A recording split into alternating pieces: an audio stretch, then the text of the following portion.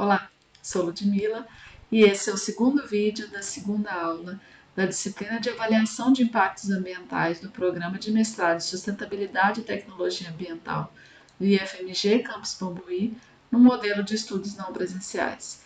Hoje iremos abordar dois conteúdos: as principais etapas dos estudos de impacto ambiental, das avaliações de impacto ambiental e quais os escopos e alternativas que é dessas etapas, que é uma dessas etapas.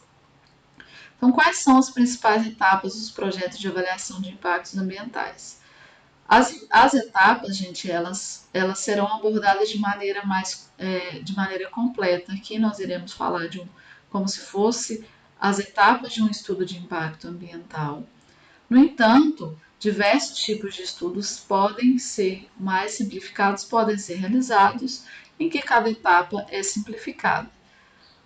Mas hoje falaremos de uma parte muito importante, que é o planejamento desses estudos. Então, o empreendedor precisa gastar um grande tempo, reservar um grande tempo para o planejamento dessas atividades, para que ele não haja um uso excessivo de recursos ou tenha que refazer todo o projeto, ok?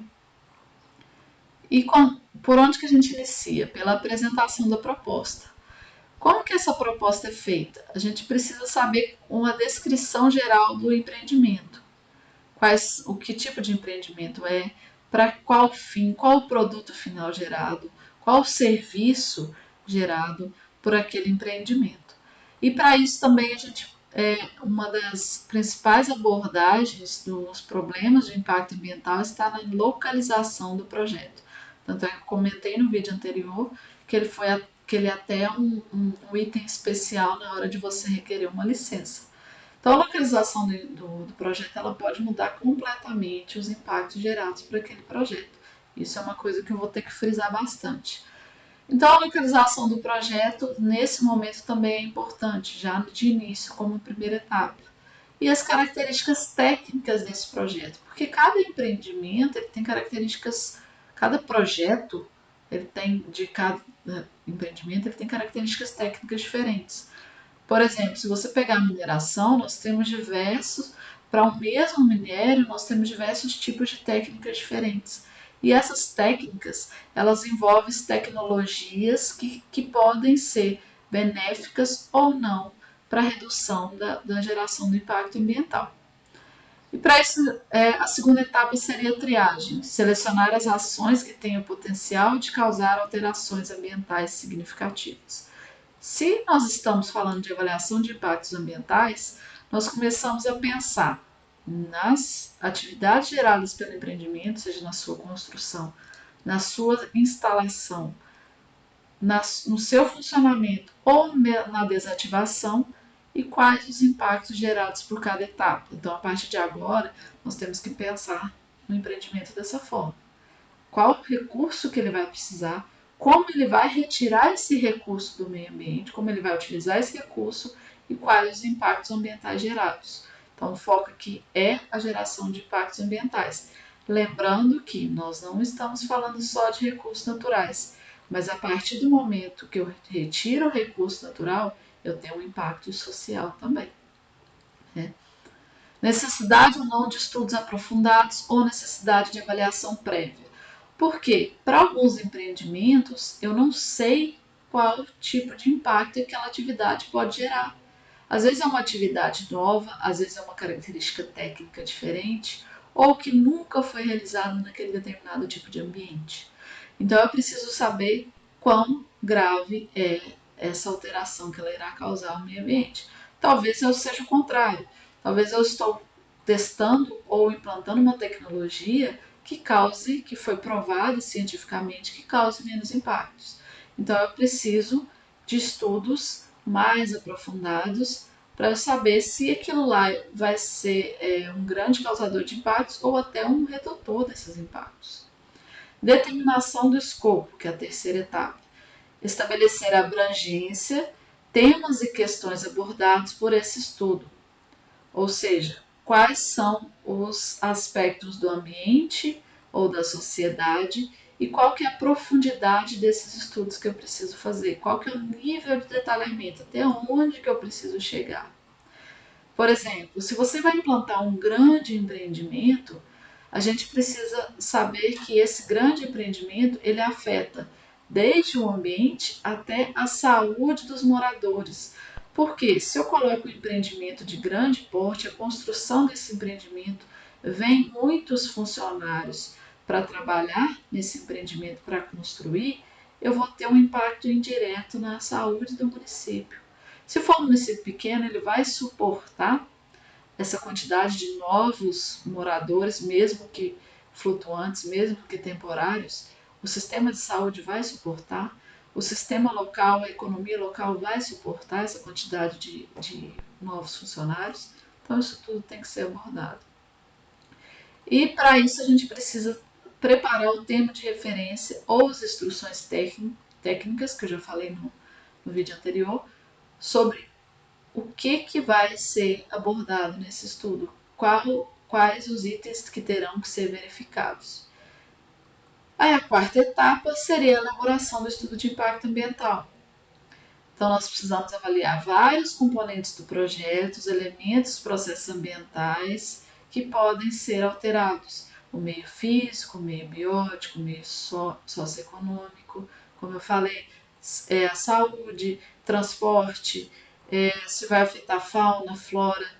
Então, isso tudo vem dentro da elaboração do estudo de impacto ambiental, que a gente precisa coletar, fazer diagnóstico da área, fazer um prognóstico a partir, somando o diagnóstico aos impactos ambientais causados pelo empreendimento. Isso tudo vai dentro dessa etapa. Obtenção das informações necessárias, a identificação e previsão dos impactos. É um estudo de impacto ambiental para prevenir impactos ambientais.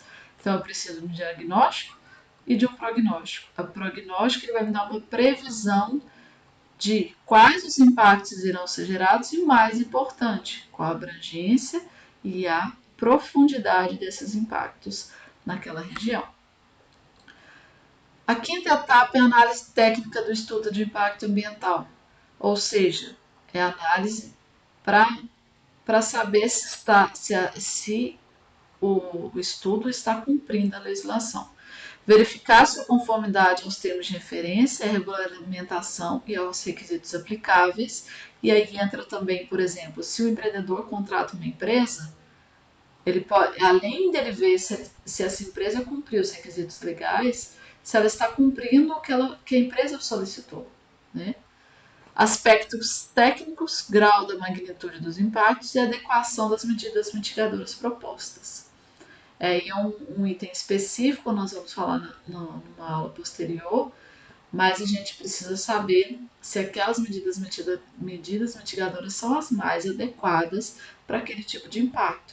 O que acontece hoje em dia é que a gente utiliza várias empresas, não falo só dos empreendedores, falo principalmente dos consultores ambientais, eles utilizam medidas mitigadoras, eles dão menos importância para medidas mitigadoras e eles consideram medidas mitigadoras de outro empreendimento, ou seja, copiam e colam e geralmente isso não funciona. Isso é ruim para o empreendedor porque a partir do momento que o empreendedor irá implantar aquela medida mitigadora, ela pode não funcionar, porque não era mais adequada para o empreendimento dele. Mas isso tudo nós vamos falar mais para frente. A consulta pública ela é obrigatória para estudos de impacto ambiental, mas ela pode ser realizada em diversas etapas. Ela é obrigatória ao final da realização do estudo, mas muitos empreendimentos realizam diversas consultas públicas em diversas etapas do estudo de impacto ambiental e nós vamos ver por quê. A decisão, que é realizada pelo órgão ambiental, ele não é sim ou não. Nós vamos ver que a decisão também pode ser com condicionantes. E às vezes essas condicionantes não são bem vistas ou não são adequadas ao empreendedor ou ao empreendimento, ou seja, ficam muito caras e acabam que o empreendedor desiste do empreendimento. Monitoramento e gestão. Então, o objetivo de monitoramento é observar se está funcionando as medidas mitigadoras. E a gestão é aplicar as medidas mitigadoras ou as alterações caso o monitoramento indique algum problema, tá? E também ajustar e corrigir algumas coisas específicas daquele empreendimento. E o acompanhamento que pode ser realizado pela empresa ou pelo órgão ambiental de fiscalização, supervisão, auditoria e monitoramento, tá? Escopo e alternativas. Essa etapa, o objetivo é planejamento, identificar, prever, avaliar e gerenciar os impactos significativos e definir a abrangência e o alcance desses impactos. Então, essa etapa é super importante para que as demais funcionem corretamente. Então, quais impactos ambientais serão o foco? Cada empreendimento ele causa um impacto ambiental diferente, mas alguns impactos eles são mais significativos, são mais importantes, são mais graves do que os demais. Então, a gente precisa fazer um levantamento e detalhamento desses impactos. Para isso, a gente precisa observar a importância dos recursos ambientais ou culturais ou a vulnerabilidade de comunidades humanas naquela região. Aí que entra o critério localização, a importância desse critério. A experiência profissional dos analistas e a opinião do público conhecimento local é utilizada para a gente saber qual que será as consequências daquele empreendimento para aquele ambiente. Então a gente precisa adequar o nosso estudo para a região. E quando a gente fala de alternativas, o objetivo da avaliação de impacto ambiental é caracterizar cada impacto ambiental, destrinchar aquele empreendimento e todas as atividades que eles realizam e tentar ao máximo, primeiro, evitar que aquele impacto ocorra. Se não for possível, a gente tenta reduzir. Se mesmo assim não for possível, a gente corrige, caso o impacto vai acontecer ou já aconteceu. E a última alternativa seria compensar aquele impacto. Aqui, então, a gente tem preferência para evitar, até a setinha aqui, gente, acho que no material ela tá inverso, corrijam lá, por favor. Então vamos exemplificar. Para evitar, como que eu evito o impacto? Essa é a forma mais complicada. É o principal objetivo dessa etapa, mas a gente precisa ter em mente que é uma das formas mais difíceis de, de, de manejar o impacto, é evitar aquele impacto. Um exemplo é remover a vegetação anteriormente ao alagamento de uma área. Por exemplo, uma usina hidrelétrica, ela precisa ter um reservatório de água. E aquele reservatório de água ele pode cobrir uma vegetação natural. Se ele vai cobrir uma vegetação natural, vai ficar aquela quantidade de vegetação ali submersa. E qual que é o ponto negativo dessa vegetação? É que ela vai começar a degradar, ela vai começar a apodrecer, tudo ao mesmo tempo. E essa quantidade de degradação ali, daquele todo material vegetal, ele vai liberar muita matéria orgânica. E essa matéria orgânica em excesso vai causar diversos danos ambientais àquele ecossistema. Então, a principal forma de evitar é remover a vegetação. Lembrando que nem tudo é tão simples assim. Remover a vegetação para o empreendedor, geralmente ele não quer porque é mais caro, porque tem mais um tempo e um gasto com maquinário pessoal para remover. E além disso, a gente tem estudos agora sendo realizados que mostram que remover tudo também ambientalmente não é o mais adequado. A gente precisa deixar alguma fonte de substrato, de matéria orgânica, de material para heterogeneizar o ambiente, ou seja, torná-lo mais adequado, ou como esconderijo, ou como fonte alimentar. Então, a gente às vezes tem até, para alguns empreendimentos, a gente tem até alguns tipos de estudos mais aprofundados em quanto e onde deixar esse material vegetal não retirar anteriormente ao alagamento. Uma segunda alternativa seria minimizar ou reduzir aquele impacto ambiental. O que seria isso? Antes de eu alagar aquela área que eu vou alagar, eu faço o manejo da fauna. Eu retiro aquela fauna e levo ela para outro local, ou para uma unidade de conservação, ou para uma área protegida, parecida com que numa área vegetal, parecida com que aquelas espécies estavam ali. Isso é chamado de resgate de fauna. É muito comum, a gente não tem estudos que comprovem a sua eficácia, por exemplo, que eu vou tirar um animal de um local, e vou jogar no outro, e ele vai ficar bem ali, porque ele está acostumado àquele local, ele já sabe onde buscar recursos, ele já tem a população dele, e eu vou simplesmente mudar tudo isso. Então, a gente não tem uma comprovação dessa eficácia do funcionamento de resgate de fauna. Uma terceira seria corrigir. Ou isso acontece também, gente, de uma forma com que a gente prevê que, ou quando a gente vai fazer a classificação dos impactos, a gente vê que a chance de ocorrer é grande. Pode ser que aconteça ou não, mas a chance de ocorrer então é grande, então a gente já tenta corrigir, tenta inserir medidas para corrigir aquele problema.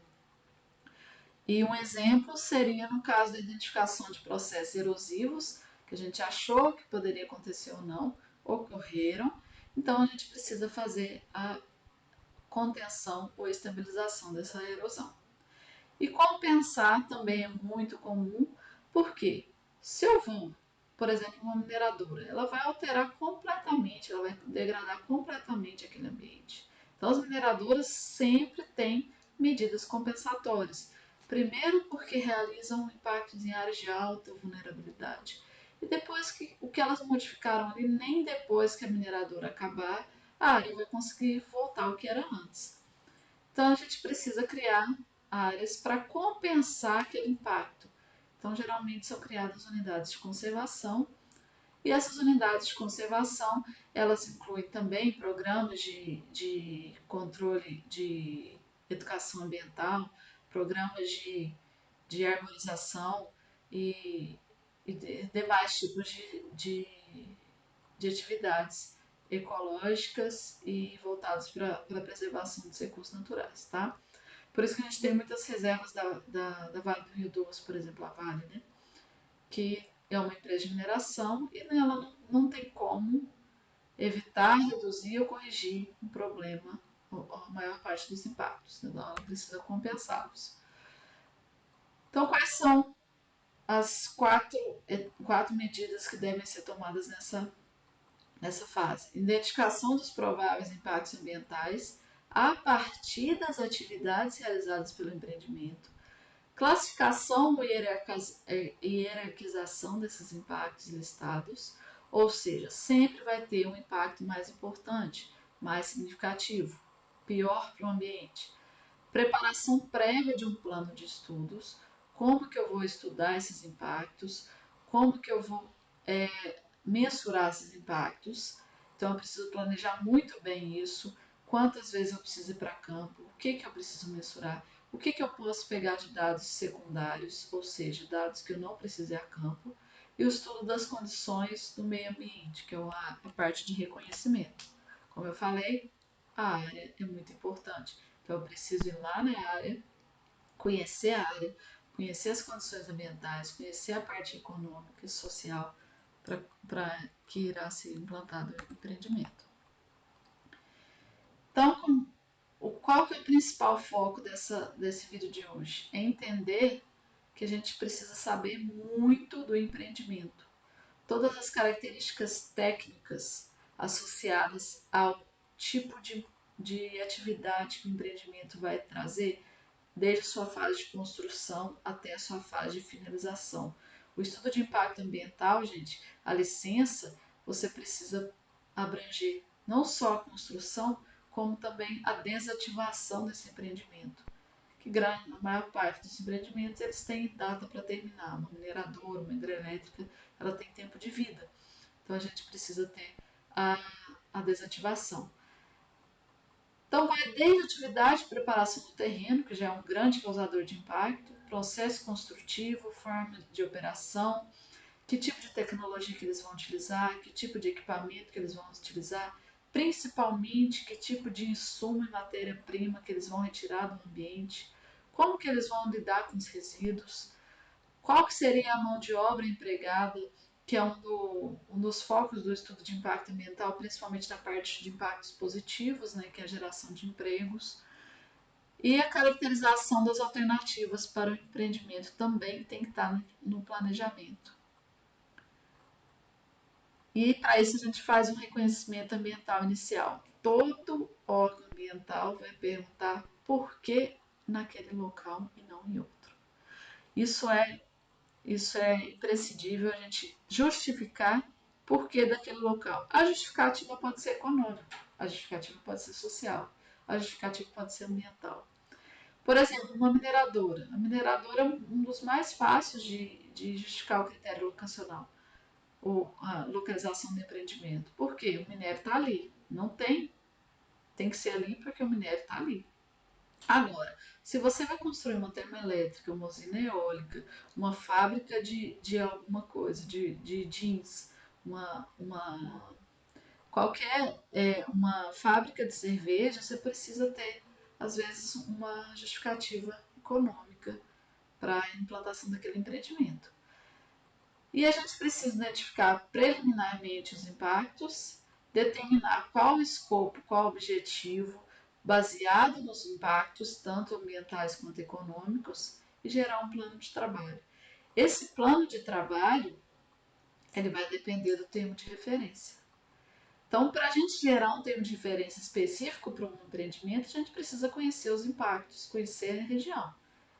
E aí vem os estudos de base. Os estudos de base são aqueles que vão saber exatamente qual é a consequência daquelas ações para aquele local. Então aí a gente identifica os impactos a partir dos estudos de base. A gente identifica quais impactos, consegue prever qual impacto é mais grave e aí a gente realiza um plano de gestão, tá?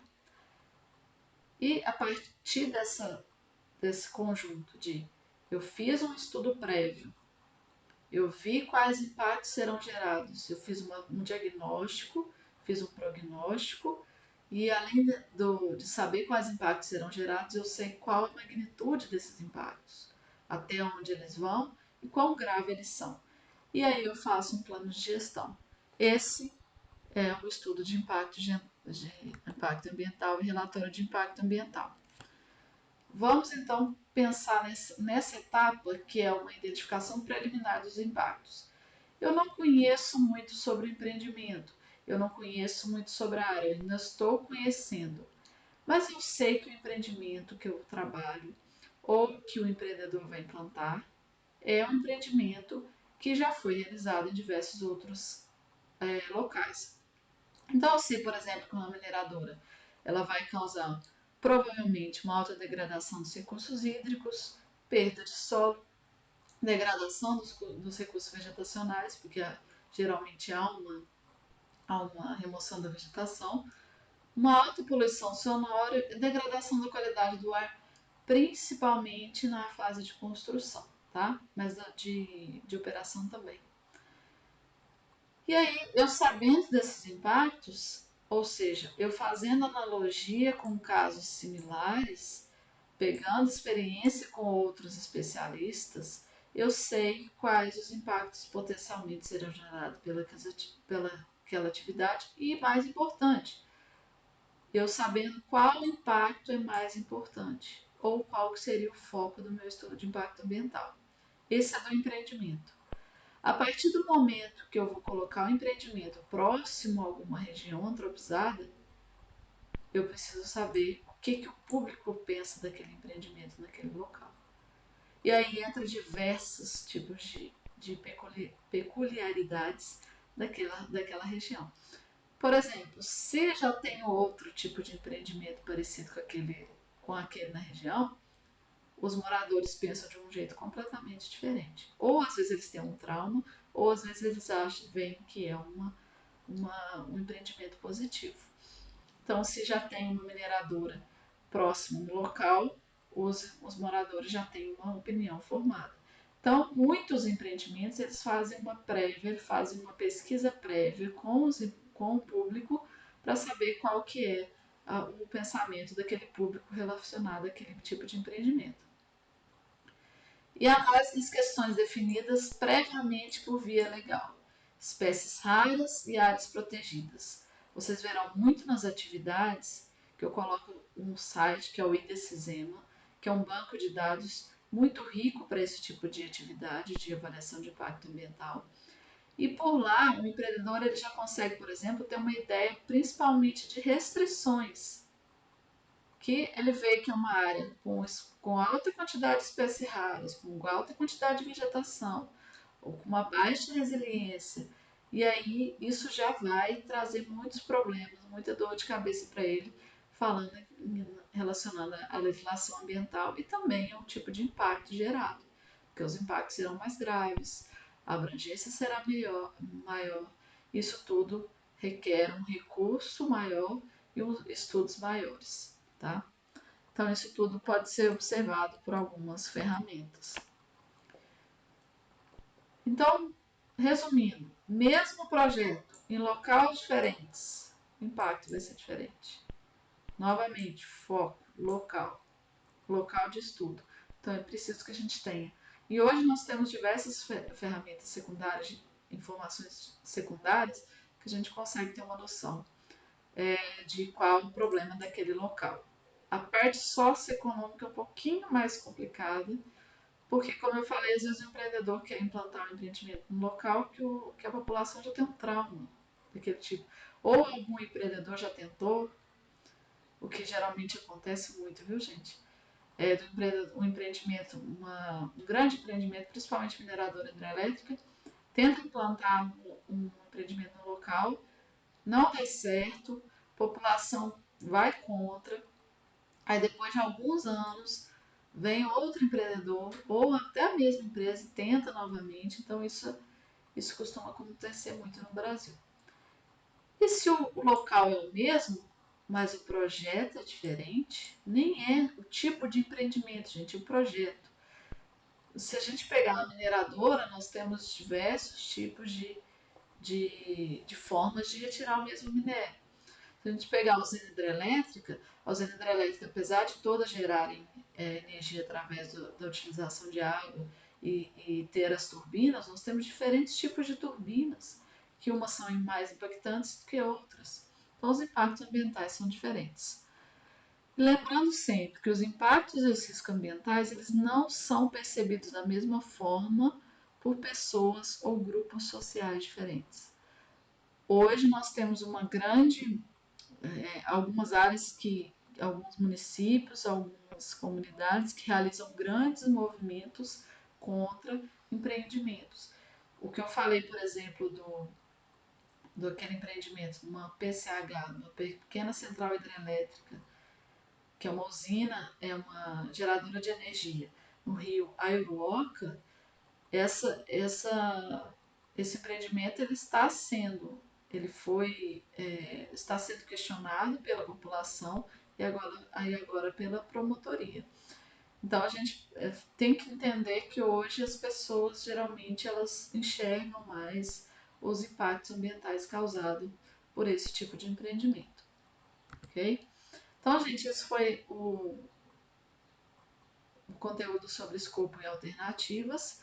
Não se esqueçam, tiram as dúvidas, estudem por todo o material, entrem nos links e nos vídeos postados, participem dos fóruns e respondam, não se esqueçam de responder as questões e realizar atividades. Qualquer dúvida, estou à disposição. Bons estudos e até lá!